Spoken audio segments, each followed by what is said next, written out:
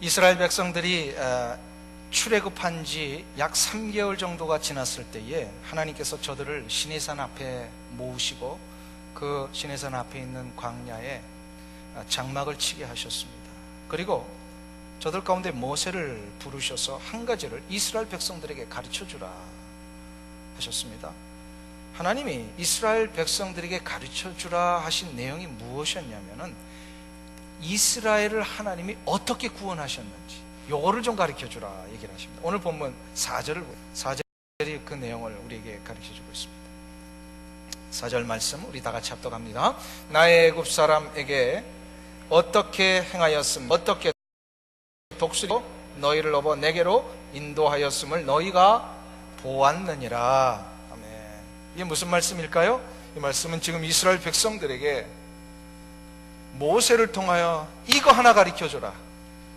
이제 광야 생활 본격적으로 시작하기 전에 가나안 땅에 들어가기 전에 이거 한 가지를 먼저 가르쳐줘야 된다라고 하시면서 내가 애굽 사람에게 어떻게 행하였음과 어떻게 독수리의 날개로 너희를 업어서 여기까지 인도했는지 이거 너희들이 눈으로 보았느냐? 이걸 묻고 계시는 거예요. 이거 그대로 전하라. 이스라엘 백성들이. 왜 이런 말씀을 하셨을까요? 이건 한 가지를 지금 하나님이 이스라엘 백성들에게 묻고 싶은 게 있으신 거예요. 한 가지를 묻고 싶으셔요. 그게 바로 뭐냐면 이스라엘 백성들아 너희들이 과연 내가 너희들을 어떻게 구원하였는지 알고 있느냐? 내가 너희들을 어떻게 애굽에서 구원하기 위하여 어떤 대가를 치렀으며 독수리의 날개로 업어서 어떻게 여기까지 왔는지 너희들 도대체 이거 알고 있느냐? 이걸 지금 하나님이 묻고 계시는 거예요. 독수리의 날개로 업어서 여기까지 왔다는 것은 문학적인 표현인데요, 저들이 출애굽하자마자 하나님이 홍해를 갈라주셨어요. 광야에 들어가자마자 가지고 왔던 식량이 다 떨어지니까 저들이 아우성되기를 시작합니다. 먹을 것이 없다, 배고프다. 하나님 앞에 아우성됐어요. 그러니까 하나님이 저들에게 만나를 내리셨어요. 먹고 나니까 조금 있으면 밥 먹고 나면 뭘 먹어야 돼요? 물을 먹어야 되는데 광야에 물이 없는 거예요. 목이 말랐어요. 목마름을 해소해 주세요. 간구하는 이스라엘 백성, 하나님이 반석을 깨치셔가지고 그 반석에서 생수가 솟게 하시는 이 놀라우신 일들을 하나님이 행하셨다라는 것을 문학적으로 표현하신 거예요. 그리고 앞으로도 하나님은 독수리의 날개 위에 업고서 혹은 그 안에 품으시고 날아가시고 보호하시는 일들을 하실 것이다 라고 하는 이야기를 하시는 거예요. 한마디로 구원을 위하여 하나님이 얼마나 사랑의 열심으로 여기까지 오셨는지 이거를 좀 가르쳐주라, 이스라엘 백성들. 근데 왜 하나님이요 3개월이 된 시점에 이걸 가르쳐주라고 하신 걸까요? 이것은 앞으로 있을 광야의 40년 생활과 또 계속해서 펼쳐지게 될 가나안의 생활 속에 이거 잊어버리면 그 생활들 다 무너지니까. 다시 말해서 뭐예요? 앞으로 있을 이스라엘 백성들의 광야 생활과 가나안 생활에 있어서 어떻게 하는 것이 구원받은 백성으로 저들이 성공하며 승리하며 이 생활을 끝까지 감당할 것인가? 그것을 위해서는요 하나님이 저들을 구원하신 목적 잊지 말게 해야 된다. 구원의 목적을 잊지 않아야 돼요. 구원받은 목적 잃어버리면 광야 생활에 실패합니다. 구원받은 목적을 잃어버리면 아무리 내 생활이 가나안같이 젖과 꿀이 흐르고 모든 좋은 것이 갖춰졌다 할지라도요 겉으로는 화려할지 모르지만 속으로는 다 피폐해진다는 거예요. 내가 왜 구원받았는지, 나를 구원하신 하나님의 목적이 무엇인지 이거 잃어버리면 다 황폐해지는 거예요. 인생이 겉으로는 번지르한 것 같은데요 결국 이거 잃어버리면 내 존재의 의미를 잃어버리는 것입니다.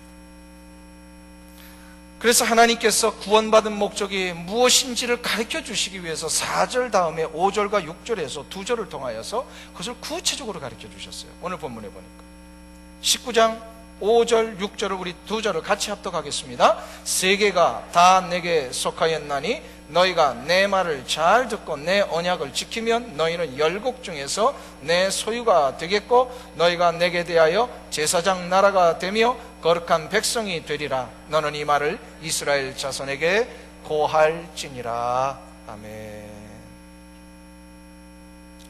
이 5절과 6절을 어디서 많이 들어본 익숙한 구절 아니세요?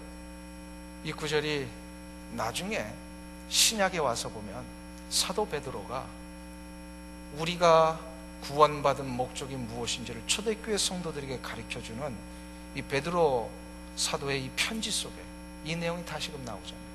베드로전서 2장 9절에 보면 오직 너희는 택하신 족속이요 왕같은 제사장들이요 그의 거룩한 나라요 소유된 백성이니 이는 너희를 어두운 데서 불러내요 그의 기이한 빛에 들어가게 하신 자의 아름다운 덕을 선전하게 하려 하십니다. 사도 베드로는 실은 이 출애굽기 19장에 나오는 이 내용을 가지고 다시금 초대교회 성도들, 예수 그리스도 안에서 구원받은 모든 성도들이 왜 구원받았는지, 그리고 구원받은 자들은 어떻게 살아야 하는지 이 목적을 가르쳐 줄 때에 이 말씀을 인용을 한 거예요. 그러면 자 보세요. 그러면 하나님께서 출애굽하시고 나서 이스라엘 백성들을 구원하신 목적이 19장 5절과 6절의 내용이었고, 신약을 사는 성도들의 구원받은 이 목적 자체도 이 내용을 가지고 와서 다시금 어떻게 하면 리핏한 거니까, 무슨 얘기냐면 구약의 이스라엘 백성들을 하나님이 구원하신 목적과 신약을 살고 있는 이 시대의 성도들이 예수 그리스도 안에서 구원받은 목적이 같다라는 거예요. 같다라는 거예요. 구약과 신약이 다르다는 게 아니에요. 하나님이 창세 때부터 우리를 구원하셔서 우리를 하나님의 자녀 삼으신 그 목적이 지금 이 시대에 21세기에 살고 있는 우리에게도 똑같다라는 거예요. 아멘? 그러면 그 같은 목적이 과연 무엇일까? 이거를 오늘 본문에 보니까요, 몇 가지로 나눠서 얘기를 하세요. 첫 번째로 오늘 본문에 보면은 우리를 구원하신 목적이요, 우리를 하나님의 소유로 삼으시기 위함이다, 이렇게 말씀하십니다. 한번 따라하겠습니다. 우리를 구원하신 목적은 우리를 하나님의 소유 삼으시기 위함이다. 하나님의 소유로 삼으신다. 오늘 본문 5절 보세요. 거기 보면은요, 세계가 다 내게 속하였나니 너희가 내 말을 잘 듣고 내 언약을 지키면 너는 열국 중에서 내 소유가 되겠고, 열국 중에서 내 소유가 되겠다. 많은 나라들 중에서 특별히 내 소유로 삼겠다, 이런 얘기를 하세요. 여기서 소유라고 하는 단어는 저는 이거를 조금 더 원어적인 의미로 다시 한번 번역을 하면 좋겠다라는 생각을 해요. 그게 바로 뭐냐면 특별한 보물로 삼겠다, 그런 얘기예요. 원래적인 의미로 따지면 내가 너희를 나의 특별한 보물로 삼겠다. 보물, 무슨 뜻이에요? 보물은요, 다른 것과 바꿀 수 없습니다. 이거는 금으로 삼겠다라고 하는 의미를 넘어서는 더 다른 차원의 이야기예요. 이거는 금이라고 하는 이런 무슨 어떤 그 가치와 이런 그 돈으로 환산하는 그런 얘기가 아니란 말이에요. 특별한 보물이라는 거예요. 보물은 뭐예요? 매매가 돼야 안 돼요. 보물은 한 번도 안 해보셔서 모르죠. 보물은 매매가 안 됩니다. 아시죠? 영국 엘리자베스 여왕이 쓰고 있는 이 왕관은 보물이에요. 이거는 매매가 안 되는 거예요. 우리가 끼고 있는 뭐 금반지, 뭐 다이아반지 이런 건 다 매매가 되잖아요. 근데 이거는 보물이라고 그러지 않아요. 보물은 매매가 되지 않습니다. 왜요? 유일한 가치를 가지고 특별한 의미가 있기 때문에. 여러분들, 남대문을 사고 팔아요? 아니죠. 우리나라의 국보, 한국의 국보 제1호, 나라의 보물 1호가 남대문이에요. 이거는 사고 팔지 않습니다. 지금 하나님이 그 얘기를 하시는 거예요. 내가 너희를 구원한 목적이 뭔지 아느냐? 나의 이 특별한 보물로 소유하기 위해, 나의 특별한 보물이 되게 하기 위하여 너희를 구원하였다. 자, 여기서 우리가 조금 더 한번 생각해 볼 일이 있어요. 우리 입장에서 이걸 생각해 보면 기분은 좋은데요, 이해가 되세요?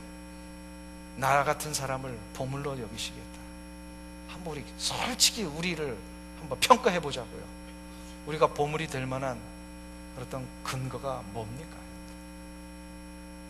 내가 나를 잘 아는데, 내가 내 성격을 잘 아는데, 내가 지난날에 행했던 그 과거의 모습들 바로 옆집이 알고 있고, 내 부인이 알고 있고, 내 남편이 알고 있고, 그리고 예수 믿기 전까지 내가 가정에서 했던 일들을 우리 자녀들이 다 알고 있는데, 이런 모습 가지고 내가 지금은 예수 믿어서 그래도 거룩하게 이렇게 예배 드리고 있지만요, 전에는요 부끄러웠어요. 내가 내 과거의 행적들을 나도 알아. 나도 생각하면 얼굴이 화끈거리는 이 일들이 아직도 기억에 생생한데 어떻게 나 같은 사람을 하나님 보물로 여기시겠다. 우리 입장에서 보면 기분은 굉장히 좋은 일이고 신나는 일이지만 이해는 안 되는 일이에요. 이게 어떻게 내가 이렇게 구원받아서 하나님의 보물이 될 수 있는가? 실은 요 문제에 딱 걸리고 나잖아요. 그럼 어떤 일이 일어나냐면 우리 그리스도인들이 대부분 이 구원의 확신이 흔들려요. 구원의 감격이 흔들려요. 아니 내가 어떻게 구원을 받았다 이 말인가? 이 구원의 확신 문제, 구원의 감격의 문제가 흔들리게 됩니다. 그런데 성경은 구원을 뭐라고 얘기를 합니까? 구원을 이렇게 내가 뭔가 확신을 가지고 내가 구원받을 만한 어떤 근거가 있기 때문에 받은 것이다 라고 얘기하지 않습니다. 성경은 구원은 뭐예요?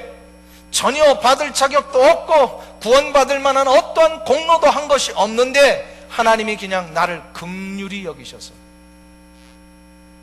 나에게 이 구원을 은혜 가운데 선물로 그냥 주신 거예요. 이게 바로 구원이었더라고요. 요거를 잊지 않아야 된다는 거예요. 요거 잊어버리면 뭐예요?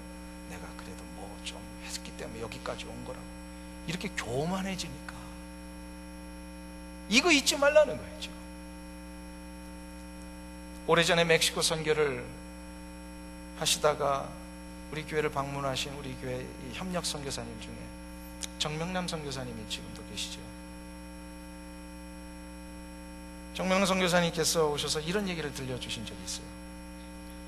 정 선교사님 부부가 다 미국 시민권자들이신데 하나님의 뜻한 바가 있어서 저들이 순종해서 이제 멕시코에 선교를 하신 지 지금 벌써 한 20여 년이 되셨어요. 그러니까 우리 이 멕시코 국경을 이렇게 넘어 다니신 분들은 아실 겁니다. 이 멕시코에 있다가 이렇게 국경을 탁 넘어 이게 환경부터가 다 달라지잖아요. 펴져 있고 깨끗하고 또 고속도로가 확 뚫려 있고.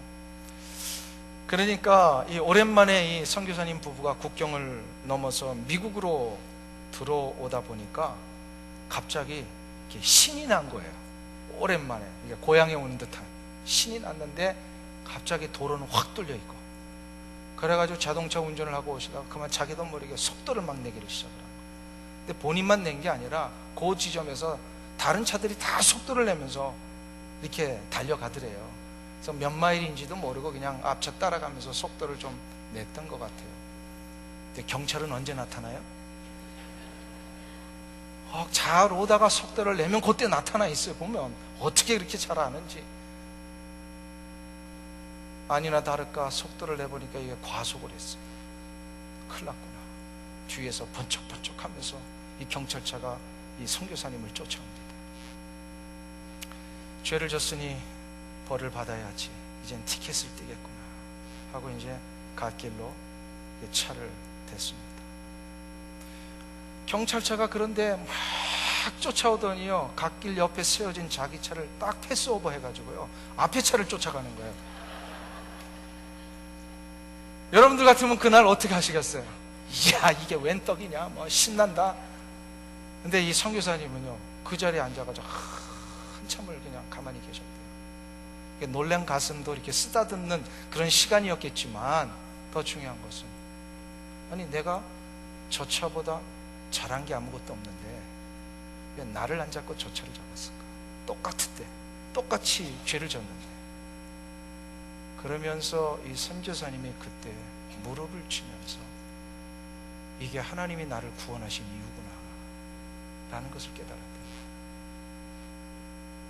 내가 저 앞차보다, 저 다른 사람보다 더 잘난 게 없고 잘한 것 아무것도 없는데 하나님이 나에게 은혜를 베풀어 주셔서 그냥 패스오버 하신 거예요. 죽음의 재앙이 내려져야 되는데, 심판이 와야 하는데 이거를 패스오버 하게 하셨어요. 지금 하나님께서 이 이야기를 출애굽하자마자 3개월 지난 이스라엘 백성들에게 그거 다시 리마인드 시켜주는 거예요. 3개월 전에 마지막 저들이 애굽을 떠나올 때 어떤 재앙이 있었어요?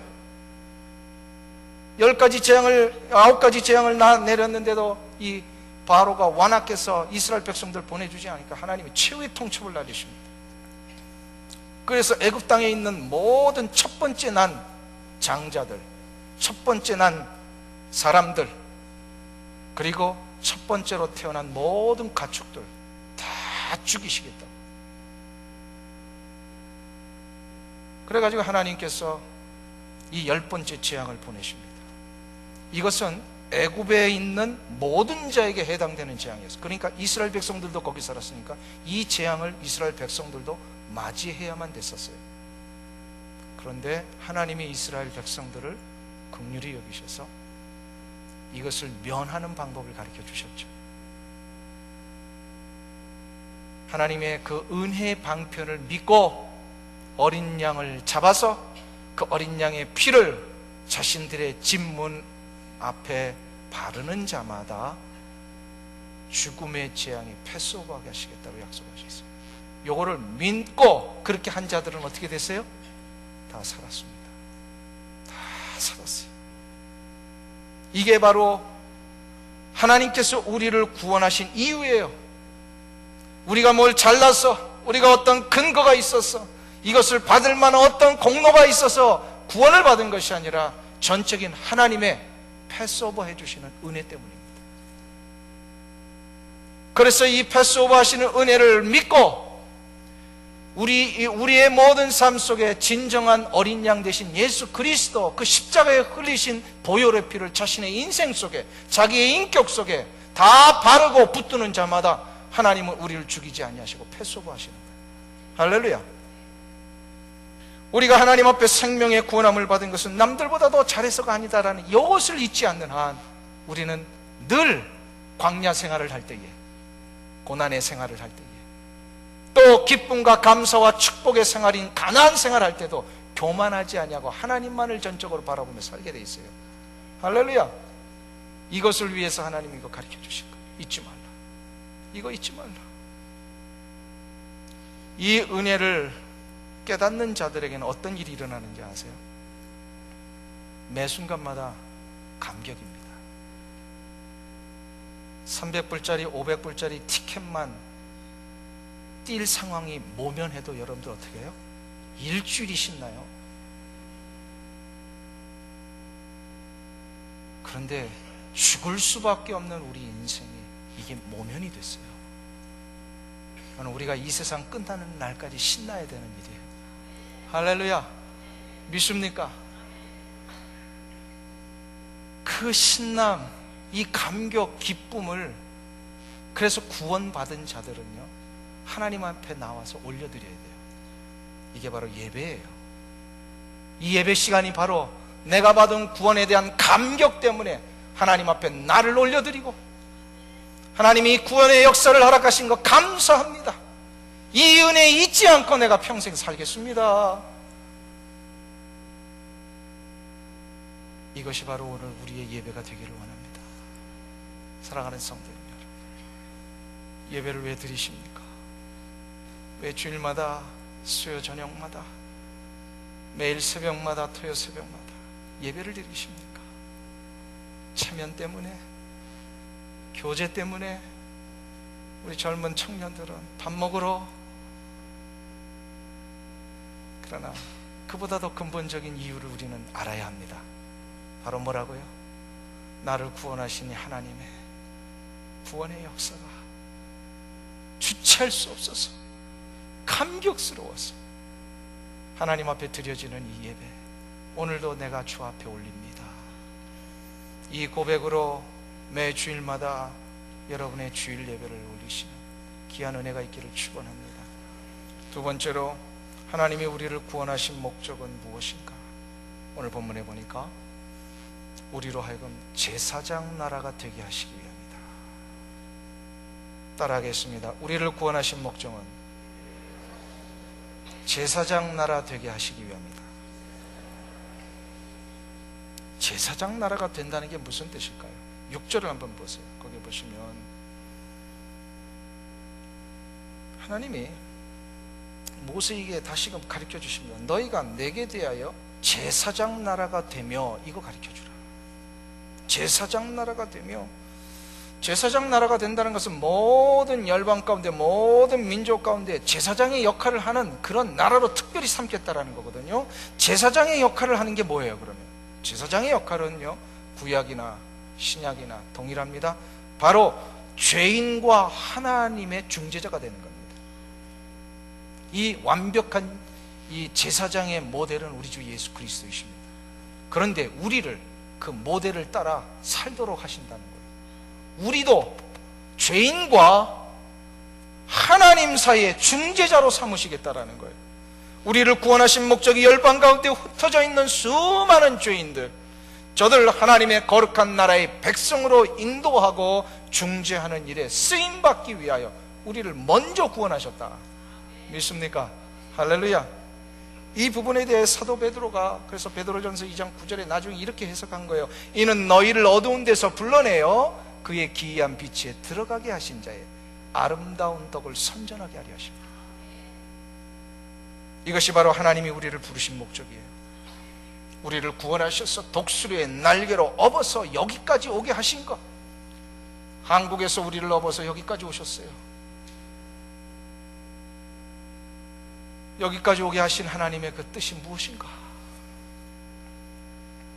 마틴 로이드 존슨 목사님이라고 영국 웨스트민스터 사원에서 80이 넘도록 돌아가실 때까지 이 설교의 강단을 지키신 유명한 설교가가 계십니다.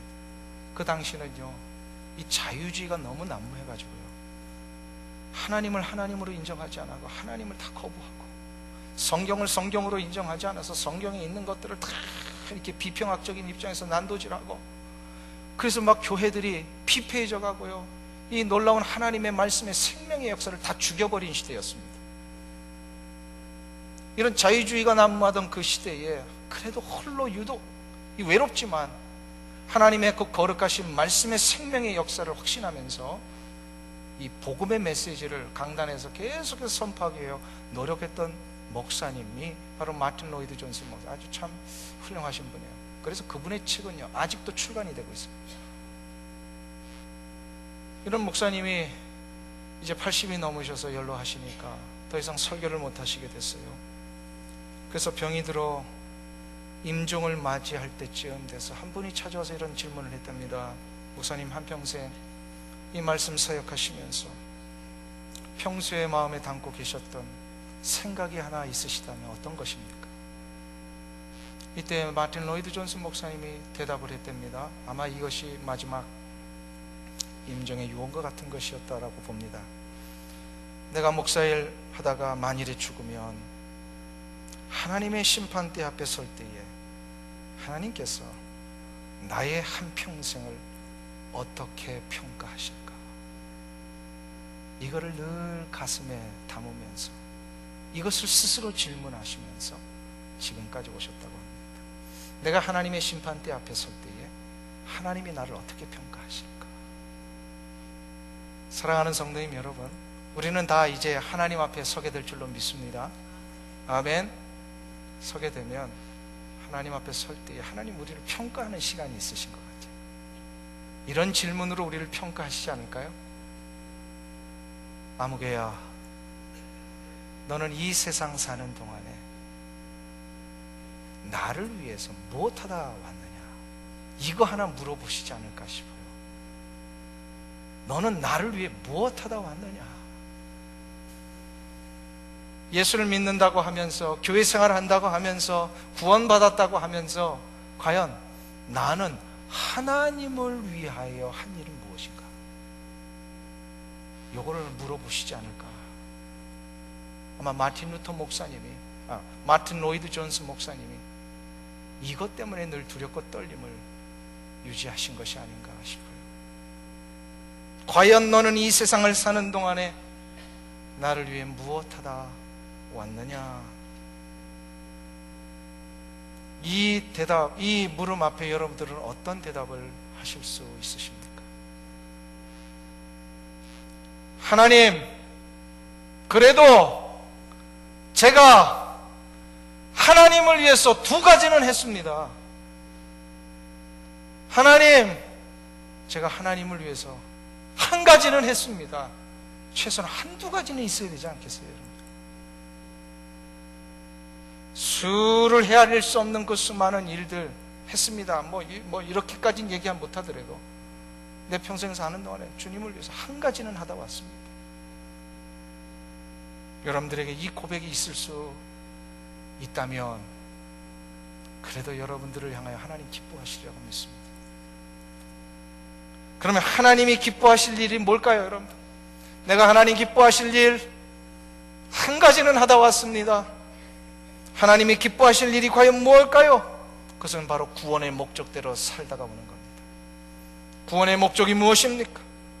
바로 나를 구원하셔서 세상 앞에 하나님의 아름다운 덕을 선전하는 일에 내가 조금이라도 한 번쯤 쓰임 받았는가? 오직 너희는 택하신 족속이요 왕같은 제사장들이요 그의 거룩한 나라요 소유된 백성이니 이는 이렇게 해주신 이유는 너희를 어두운 데서 불러내요 그의 기이한 빛에 들어가게 하신 자의 아름다운 덕, 우리를 이 놀라운 생명의 빛, 구원의 빛으로 들어가게 하신 하나님의 이 놀라운 구원의 사랑을 선전하게 하려 하십니다. 선전이 뭐예요, 여러분들? 선전, 광고한다는 거예요. 여러분들 광고를 만드시는 분들이 어떤 마음으로 하시는지 아세요? 텔레비전 광고, 신문 광고, 요거 보고 살려면 사고 말려면 말아라, 이런 마음으로는 광고 절대로 만들지 않습니다. 이 광고 문구 하나를 만들기 위해서요 1달, 2달을 고민한대요. 왜요? 이 한마디를 통해서 저들이 꼭 사게 만드는 거예요. 이게 바로 선전이에요. 이게 바로 광고예요. 하나님이 지금 우리를 그렇게 살기를 원하신다는 거예요.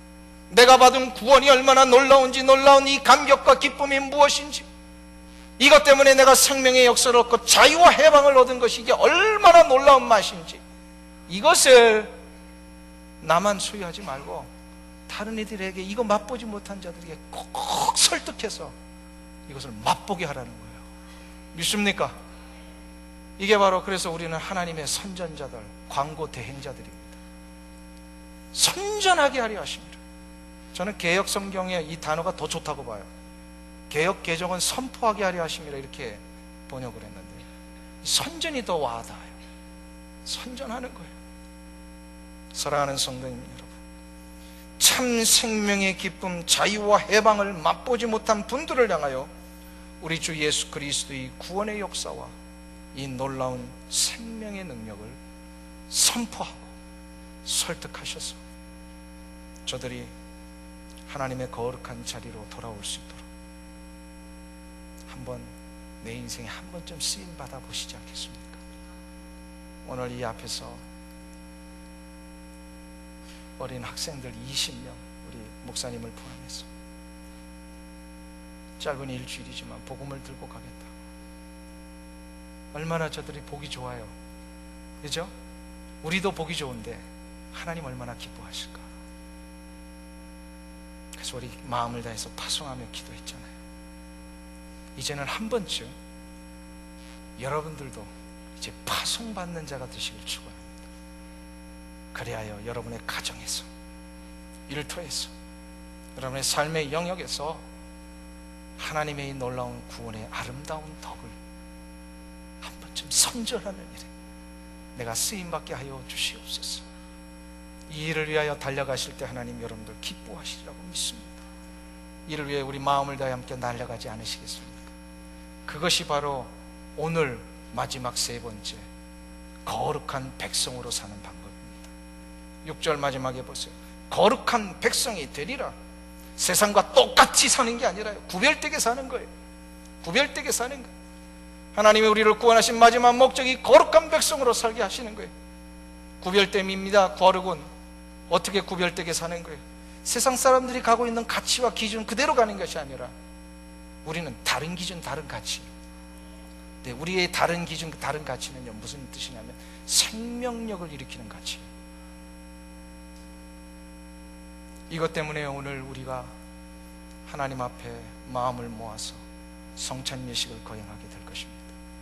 성찬 예식은 나를 구원하신 예수 그리스도의 구원의 은혜를 감격하며 감사하며 기념하는 시간인 동시에 또한 나를 이렇게 거룩한 자로 구별하여 세우신 하나님의 은혜 앞에 이제 내가 결단하며 세상을 향하여 구별된 자로 살겠습니다.